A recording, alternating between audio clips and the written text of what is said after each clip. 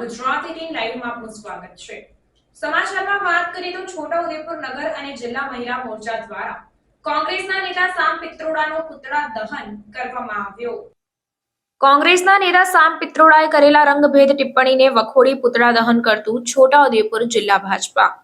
કોંગ્રેસના નેતાએ કરેલા રંગભેદી ટિપ્પણીને છોટાઉદેપુર બીજેપી નગર તેમજ મહિલા મોરચા દ્વારા વખોડી કાઢવામાં આવ્યું હતું અને સામ પિત્રોડાનો પુતળા દહનનો કાર્યક્રમ જિલ્લા ભાજપ કાર્યાલય ખાતે રાખવામાં આવ્યો હતો, જેમાં મુકેશભાઈ પટેલ, છોટાઉદેપુર શહેર ભાજપ પ્રમુખ ભૂપેન્દ્રભાઈ ધોબી, જિલ્લા મહિલા મોરચાના પ્રમુખ સજ્જનબેન રાજપૂત સહિત જિલ્લાના મુખ્ય કાર્યકર્તાઓ તેમજ યુવા મોરચાના કાર્યકર્તાઓ ઉપસ્થિત રહ્યા હતા। છોટાઉદેપુર જિલ્લા ભાજપ કાર્યાલય ખાતે છોટાઉદેપુર શહેર અને છોટાઉદેપુર મંડળના કાર્યકર્તાઓ સાથે